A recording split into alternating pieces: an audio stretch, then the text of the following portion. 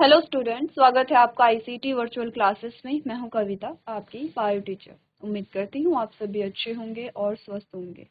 तो क्लास हम यहां पे डिस्कस कर रहे हैं अपना चैप्टर, जिसमें हम बात कर रहे हैं सर्कुलेटरी सिस्टम की। जैसे कि आप जानते हैं कि ह्यूमन फिजियोलॉजी हम पढ़ रहे हैं और अभी तक ह्यूमन फिजियोलॉजी का ये थर्ड चैप्टर हमारे पास आता है। पहले हमने डाइजेशन की बात की है, देन हमने रेस्पिरेशन की बात की है, अब हम सर्कुलेशन की बात कर रहे हैं। तो एक सीक्वेंस में हम यहाँ पर चल रहे हैं। सीक्वेंस बोले तो देखो, सबसे पहले हमने बात की है डाइजेशन की, जिसमें हमने कहा कि कुछ फूड थे, ठीक है, इनका डाइजेशन हुआ और हमें मिली कुछ न्यूट्रिएंट्स।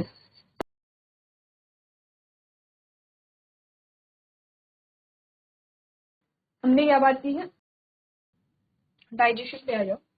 फूड का जब डाइजेशन हुआ फिर हमें मिले यहाँ पे न्यूट्रिएंट्स, ठीक है, जिनको हम पोषक तत्व कहते हैं। अब न्यूट्रिएंट्स यानी कि इसे हम ग्लूकोज कह लेते हैं। ग्लूकोज से एनर्जी को प्राप्त करने के लिए, क्या बोला है, ग्लूकोज से एनर्जी को प्राप्त करने के लिए ग्लूकोज का ब्रेक डाउन करना पड़ेगा।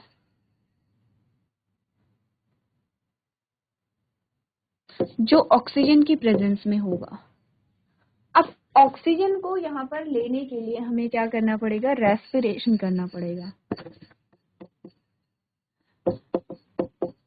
ठीक है, हमने की यहाँ पे रेस्पिरेशन, और जिससे क्या हुआ, ग्लूकोज का ब्रेक डाउन हुआ।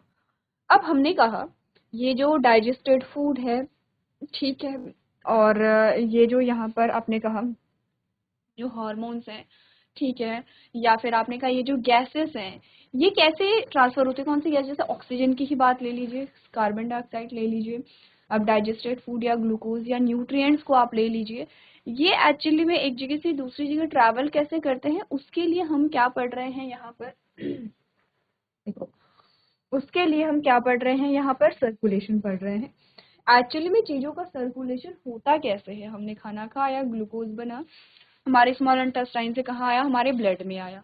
अब ये जो ग्लूकोज है वो एक जगह से दूसरी जगह कैसे ट्रांसफर होगा, कैसे ट्रैवल करेगा, ठीक है, या आपने कहा ये जो ऑक्सीजन है ये कैसे ट्रैवल करेगी, या कार्बन डाइऑक्साइड है वो कैसे ट्रैवल करेगी, इसके बारे में हम बात कर रहे हैं सर्कुलेटरी सिस्टम में। ठीक है, अब हमने कहा सर्कुलेशन जो होता है वो सर्कुलेटरी सिस्टम के थ्रू होता है। तो सर्कुलेटरी सिस्टम में कौन कौन से पार्ट हमने पढ़े हैं, हमने बात की है ब्लड के बारे में, प्रीवियस लेक्चर में हमने ब्लड पढ़ा है। हमने बात की है ब्लड वेसल्स के बारे में, ठीक है, हमने बात की है यहाँ पे हार्ट के बारे में। यानी कि अभी सर्कुलेटरी सिस्टम के 3 पार्ट्स हमारे पास आए हैं। सबसे पहले समझना ये है प्रीवियस लेक्चर में क्या हमने किया है, तो सबसे पहले हम जल्दी से रिवाइज कर लेंगे प्रीवियस लेक्चर का। बढ़े आगे।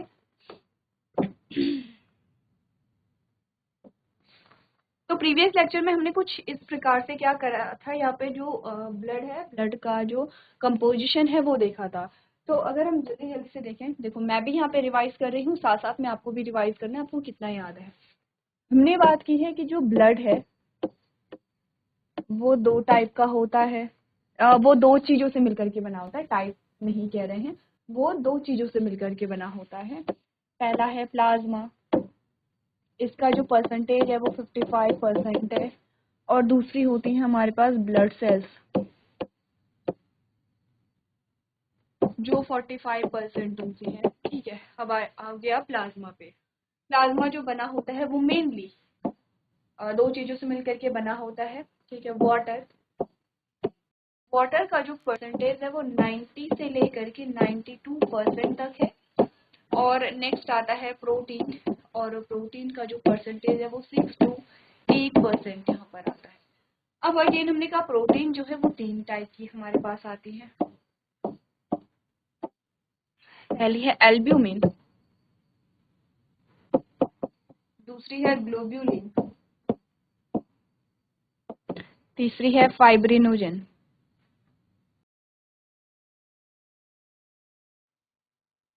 देखो यही बात हुई थी प्रीवियस लेक्चर में, अगर हमने ब्लड में प्रेजेंट जो प्रोटीन की बात की थी, ठीक है।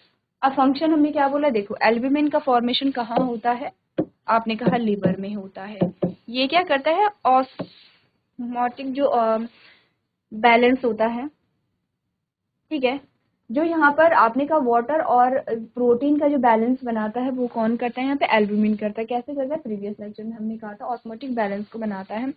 ग्लोबुलिन क्या होते हैं यहाँ पे, तीन टाइप के होते हैं, alpha, beta and gamma.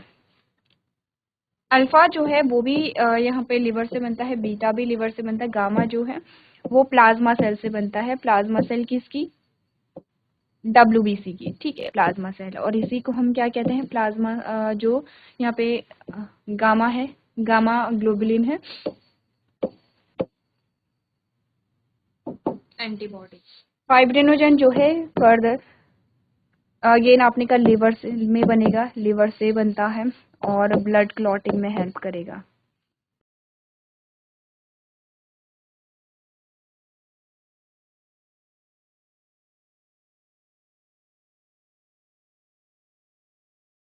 Blood clotting में हेल्प करेगा, ठीक है। ये तो हमने बात की थी यहाँ पे प्रोटीन के बारे में। अब आते हैं ब्लड सेल्स के बारे में। ब्लड सेल्स आपकी RBC है, आपकी WBC है, आपकी ब्लड प्लेटलेट्स हैं, ठीक है। फॉर्मेशन कैसे होता है, तो एक लॉन्ग बोन को ले लीजिए आप,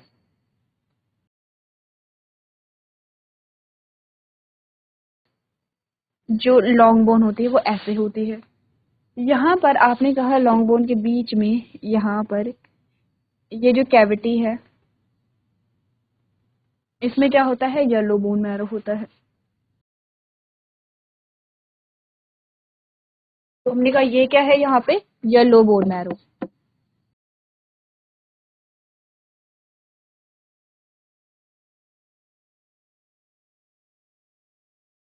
ठीक है, yellow bone marrow. Yellow bone marrow के अलावा ये जो यहाँ पे ये वाले पोर्शन होते हैं, यहाँ पर भी एक टिश्यू पाया जाता है जिसको हमने क्या बात बोला था यहाँ पे, रेड बोन मैरो।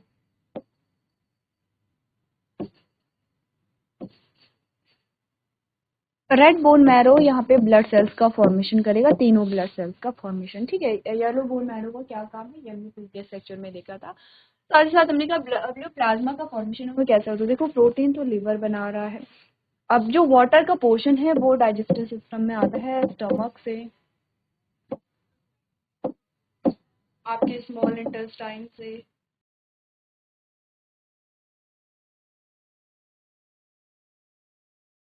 आपकी लार्ज इंटेस्टाइन से,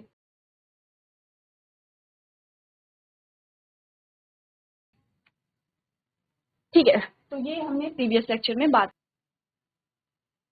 चलिए अब देखो ये सेम चीज अब यहाँ पर देखो, इस चार्ट में देखो, यहाँ पर इस चार्ट को आराम से देखो, यहाँ पर कोई प्रॉब्लम आपको अगर आ रही है, कुछ समझ नहीं आ रहा है तो देखो। सबसे पहले हमने कहा कि होल ब्लड का मतलब है ये पूरा ब्लड है जिसमें RBC है, इसमें WBC है, प्लेटलेट्स आपको दिखाई गई हैं। हमने बोला जो पूरा ब्लड है वो दो चीजों से मिलकर के बना होता है, एक प्लाज्मा है और एक ब्लड सेल्स होती है हमारे पास, ठीक है। प्लाज्मा जो है वो किन किन चीजों से मिलकर के बना होता है, तो आपने कहा ये अमाइनो एसिड है, न्यूट्रिएंट्स है, कुछ प्रोटीन है, तो मेनली एक्चुअली प्रोटीन और वाटर होगा, नाइट्रोजन वेस्ट है, इलेक्ट्रोलाइट है, गैसेस है। यहाँ पर इन्होंने वाटर नहीं लिखा है लेकिन देखो इम्पोर्टेंट क्या है, वाटर, वाटर भी होगा, ठीक है। अच्छा प्रोटीन में हमने क्या बोला, एल्ब्यूमिन की बात की है, फाइब्रिनोजन की बात की है, ग्लोबुलिन की बात की है। ग्लोबुलिन में हमने तीन ग्लोबुलिन देखे हैं, alpha, beta and gamma. Gamma को ही हम एंटीबॉडीज भी कहते हैं, ये हमने बात की है। और इसका फॉर्मेशन WBC की जो प्लाज्मा सेल है उससे होता है, ठीक है, यही बात हमने की है। यहाँ पे आ जाओ फॉर्म एलिमेंट, यहाँ पर आपको बोला गया है ब्लड सेल्स के बारे में, ठीक है। ब्लड सेल्स में हमने ल्यूकोसाइट लिखा है, तो ल्यूकोसाइट का मतलब होता है WBC यानी कि वाइट ब्लड सेल, ये आपके प्लेटलेट्स हैं। एरिथ्रोसाइट्स का मतलब होता है RBC, ठीक है, और ये आपकी ब्लड प्लेट।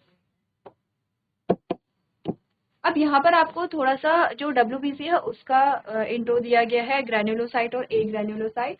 ग्रैन्युलोसाइट में हम न्यूट्रोफिल्स, बेसोफिल, इसिनोफिल की बात करेंगे। एक ग्रैन्युलोसाइट में लिम्फोसाइट एंड मोनोसाइट की बात करेंगे। हम यहाँ पर देखेंगे इन तीन ये जो दोनों टाइप्स होते हैं WBC के, इसके फंक्शन क्या होते हैं। उससे पहले हमारे पास थ्योरेटिकल पोर्शन आता है जो अभी तक हमने यहाँ पर समझा है। वो क्या क्या आता है देखो। आपको बोला गया है it is a fluid connective tissue. किसकी बात हो रही है? ब्लड की।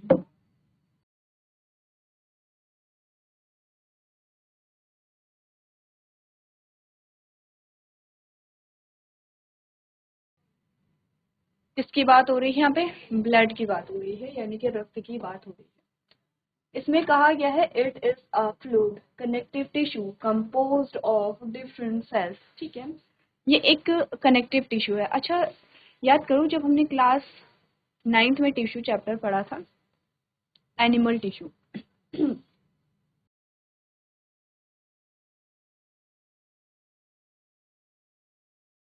जंतु ऊतक जिसे हमने कहा, इसमें हमने अलग अलग टिश्यू पढ़े हैं। Epithelial tissue, connective tissue, muscular tissue and nervous tissue. ठीक है, आ जाओ कनेक्टिव टिश्यू जिसको हम संयोजी ऊतक भी कहते हैं। कहाँ किसकी बात हो रही है यहाँ पे? कनेक्टिव टिश्यू की बात हो रही है। यह है कनेक्टिव टिश्यू। इस कनेक्टिव टिश्यू को हम संयोजी ऊतक भी कहते हैं हिंदी में, संयोजी ऊतक। आपको बोला गया है कि रक्त एक प्रकार का संयोजी ऊतक होता है। अब ये जो कनेक्टिव टिश्यू है, शॉर्ट में लिखा है कनेक्टिव टिश्यू। कनेक्टिव टिश्यू अलग अलग प्रकार का होता है, जैसे जैसे बोन आप इसमें पढ़ते हैं, जैसे ब्लड आप इसमें पढ़ते हैं। ठीक है, जैसे लिगामेंट आप इसमें पढ़ते हैं, आप इसमें टेंडोन पढ़ते हैं। ठीक है, आप इसमें एरियोलर टिश्यू पढ़ते हैं। तो ये एक जो ब्लड है वो एक प्रकार का क्या है, यहाँ पे कनेक्टिव टिश्यू है, संयोजी ऊतक है। ये हमने पढ़ा है। पहली लाइन क्लियर है। अब आपको बोला गया कि जो रक्त है वो एक प्रकार का संयोजी ऊतक है जो अलग अलग प्रकार की कोशिकाओं से मिलकर के बना होता है, क्योंकि ब्लड टिश्यू है तो किससे मिलकर के बना होगा? सेल से। ठीक है, कौन सी सेल है? आरबीसी है, डब्ल्यूबीसी है और प्लेटलेट्स है। अच्छा, जो प्लेटलेट्स होती हैं वो जो सेल जो होती हैं, जैसे एक सेल है, उस सेल के अलग अलग आपने का जो खंड हो जाते हैं, अलग अलग जो पार्ट्स हो जाते हैं, वो प्लेटलेट्स हमारे पास आते हैं। नेक्स्ट है the pH of blood is 7.4, that is a slightly alkaline. आपने कहा जो ब्लड का पीएच है वो 7.4 है, इसको हम स्लाइटली अल्कलाइन बोलेंगे, यानी कि बहुत ज्यादा बेसिक नहीं है बट थोड़ा सा होगा। जैसे 7 में देखो न्यूट्रल होता है, ठीक है, 7.4 है तो हल्का सा क्या है यहाँ पे, बेसिक होगा। अब आपने कहा पहले हमने ब्लड सेल्स की बात की, अब है plasma. Constitute of 55% of blood volume. Plasma blood का 55% बनाता है। It is a viscous fluid and contain 90 to 92% water. ये क्या होता है? आपने कहा प्लाज्मा जो बना होता है, प्लाज्मा ब्लड का, टोटल ब्लड का 55% बनाएगा। रेस्ट जो 45% होती है वो ब्लड सेल्स होती हैं। अब प्लाज्मा की बात चल रही है कि ये जो 55% प्लाज्मा है उसका 90 से लेकर के 92% जो है वो तो पानी है। अदर देन वाटर, पानी के अलावा प्लाज्मा कंटेंट, प्लाज्मा में क्या होता है 6 to 8% प्रोटीन, 6 से 8% क्या होती है इसमें? प्रोटीन होती है। कौन से? फाइब्रिनोजन है, एल्बुमिन है एंड ग्लोबुलिन है। अच्छा, मैक्सिमम जो प्रोटीन है वो एल्बुमिन होती है और मिनिमम हमने कहा फाइब्रिनोजन होती है।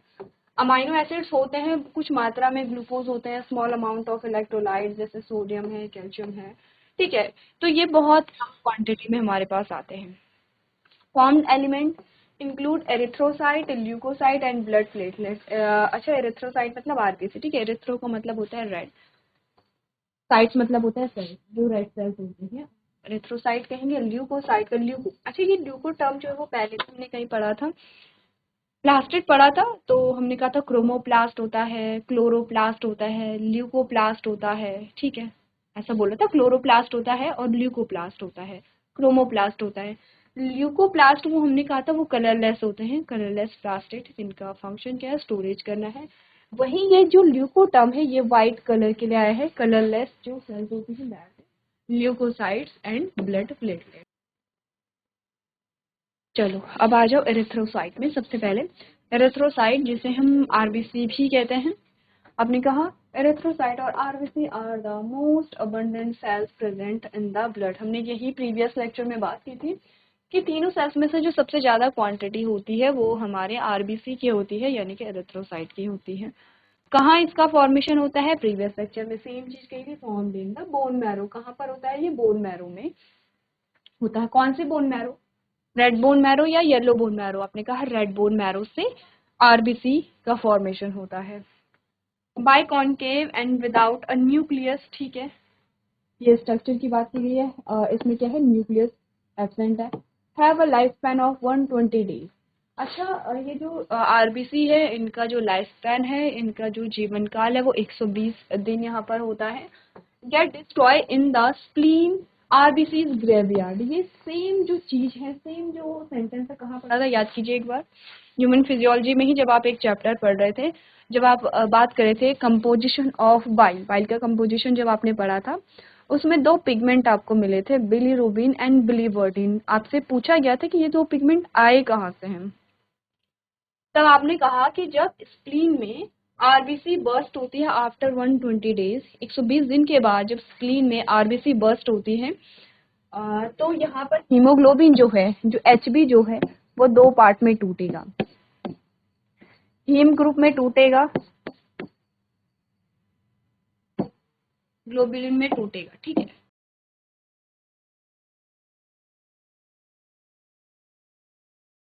ये एक प्रोटीन होगी जो जाएगी लिवर में, ठीक है। और ये जो प्रोटीन है ये क्या होगी? ग्लूकोज में कन्वर्ट होगी। ये क्या होगी? ग्लूकोज में कन्वर्ट होगी और एट लास्ट हमें क्या देगी? यहाँ पे एनर्जी देगी। अच्छा, ये सारी जो चीजें हैं अभी हम बहुत डिटेल में नहीं पढ़ेंगे क्योंकि हमने डाइजेशन में ये चीजें पढ़ी हुई हैं। वहीं ये जो आपने कहा हीम ग्रुप है, ये जो हीम ग्रुप है इसमें दो पिगमेंट पड़ते हैं, बिलीवर्डिन एंड बिलीरुबिन, ठीक है, दो। ये जो पिगमेंट होते हैं ये वेस्ट प्रोडक्ट होते हैं, जो कहाँ जाएंगे? आपने कहा ये चले जाते हैं बाइल के साथ। जब ये बाइल के साथ जाते हैं तो ये स्मॉल इंटेस्टाइन में जाएंगे, वहां से ये लार्ज इंटेस्टाइन में जाएंगे और लार्ज इंटेस्टाइन से बॉडी से रिमूव हो जाते हैं, बॉडी से बाहर निकाल दिए जाते हैं, ठीक है। तो ये सारी चीजें, अब इसीलिए हमने क्या कहा था? आपने कहा था इसीलिए हमने स्प्लीन को क्या कहा था? ग्रेवयार्ड ऑफ आरबीसी, यानी कि जहां पर आरबीसी बर्स्ट होती हैं उनको हम क्या कहते हैं? ग्रेवयार्ड ऑफ आरबीसी कहते हैं। ये तो आरबीसी के बारे में हमने बात की है। अब आते हैं ल्यूकोसाइट, या इनको हम क्या कहते हैं? डब्ल्यूबीसी कहते हैं। ये कलरलेस होंगे due to the absence of a haemoglobin, क्योंकि इनमें क्या होगा? हीमोग्लोबिन एब्सेंट होगा। They are of two types, granulocyte and agranulocyte. ये दो टाइप के होंगे, ग्रेन्युलोसाइट और ए ग्रेन्युलोसाइट टाइप के यहाँ पर होते हैं, ठीक है। चलो, ये बात हम बाद में करेंगे, पहले यहाँ तक की बात आप लोग एक बार रीड कर लेंगे। यहाँ तक कोई अगर डाउट है, कोई क्वेश्चन है तो आप पूछ सकते हैं। अगर आपके यहाँ तक के पॉइंट क्लियर है तो हम आगे बढ़ेंगे।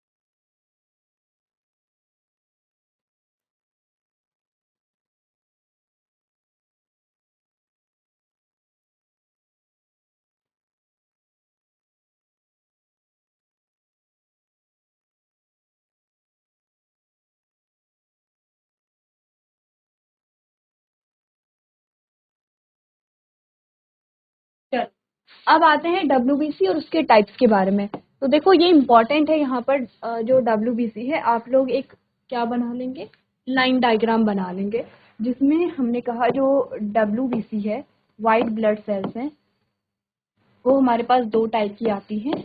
सबसे पहला आता है ग्रेन्युलोसाइट और दूसरा आता है ए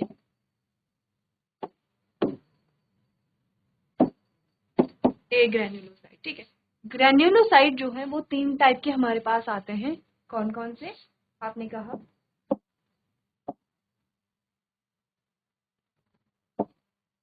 बेसोफिल है,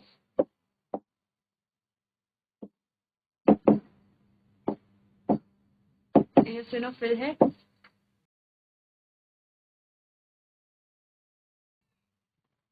एंड न्यूट्रोफिल। क्लियर है? तो आपने कहा जैसे ये एसिनोफिल है, बेसोफिल है और न्यूट्रोफिल है। ये तीनों जो है ये किस में आते हैं, आपने कहा ये ग्रेन्युलोसाइड में आते हैं, ये दोनों और ये, तो ये आएंगे जो ग्रेन्युलोसाइट होता है वो। ठीक है, उसके बाद हमने कहा जो दो हमारे रेस्ट रह जाते हैं, मोनोसाइट एंड लिम्फोसाइट, वो आते हैं एक ग्रेन्युलोसाइट में। तो इसके लिए हम एक सेपरेट, ठीक है, इसके लिए हम सेपरेट स्लाइड जब बनाएंगे तो आप ऐसे लिखेंगे। अच्छा, यहाँ पर जगह बचा करके रखना क्योंकि यहाँ पर हमें और भी चीजें डिस्कस करनी है, जैसे इनका स्ट्रक्चर।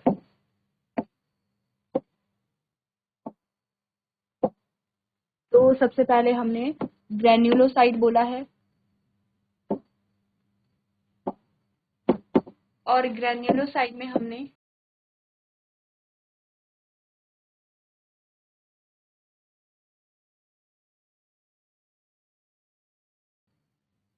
तीन सेल्स की बात की, जिसमें हमने बोला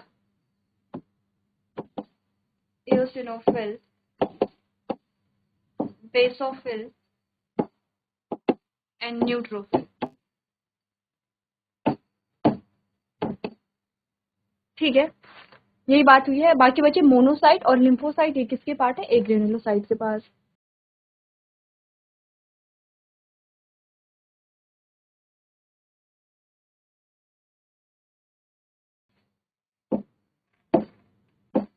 इसमें आते हैं दो, मोनोसाइट एंड लिम्फोसाइट। ठीक है, दो आते हैं। अच्छा, यहीं से आपको पता चलेगा कि कौन से वो सेल्स है जो यहाँ पे एंटीबॉडीज बनाते हैं, प्लाज्मा सेल बनाते हैं, मेमोरी सेल बनाते हैं। ये लिम्फोसाइट है। ठीक है, टी इतना ही है, लिम्फोसाइट है। अच्छा, लिम्फोसाइट दो टाइप की होती है, B lymphocyte and T lymphocyte. हमने ये भी पढ़ा था, आपको बोला गया था बी लिम्फोसाइट और टी लिम्फोसाइट का ओरिजिन और ये मेच्योर कहाँ पर होते हैं, ये चीजें हमने डिस्कस की थी। इतनी चीजें एक बार आप नोट कर लेंगे। अब हमें करना है यहाँ पर, जैसे एओसिनोफिल है, बेसोफिल है, न्यूट्रोफिल है, इनका स्ट्रक्चर कैसे होता है, संरचना जो है, और इनके फंक्शन क्या होते हैं, एक एक करके हमें ये चीज़ों को पढ़ना है। प्रीवियस लेक्चर में आपको होमवर्क में दिया था, थोड़ा सा आप WBC को पढ़ के लेकर के आएंगे। तो चलो, ये लाइन डायग्राम आप एज इट इज बना लेंगे, इसके नीचे स्पेस छोड़ना है जिससे कि आपको उनके स्ट्रक्चर और फंक्शन के लिए स्पेस मिल जाए। चलो, यहाँ तक ये बात हो गई है। अब देखो, जैसे कि हमने अभी बात की है कि यहाँ पर हम इनके फंक्शंस के बारे में बात करेंगे। ये जो पोर्शन आपका आएगा यहाँ से थोड़ा सा इम्यूनिटी वाला पोर्शन आ जाएगा, क्योंकि आपके इम्यून सिस्टम का पार्ट है। WBC जो है वो आपके इम्यून सिस्टम का मेजर पार्ट है, ये तो हम जानते हैं। अब ऐसा नहीं है कि आपने न्यूट्रोफिल बेसोफिल के बारे में बात नहीं की है, आपने लिम्फोसाइट के बारे में बात नहीं की है। तो जैसे जैसे हम डिस्कस करेंगे आपको चीज़ें याद आती रहेंगी। तो जैसे कि हमारी क्लास का टाइम हो गया है, एक बार आप लोग ये सारी चीज़ें पढ़ के लेकर के आएंगे। तो आज के सेशन में हम इतना ही करेंगे। अभी तक क्लास में बने रहने के लिए आपका धन्यवाद।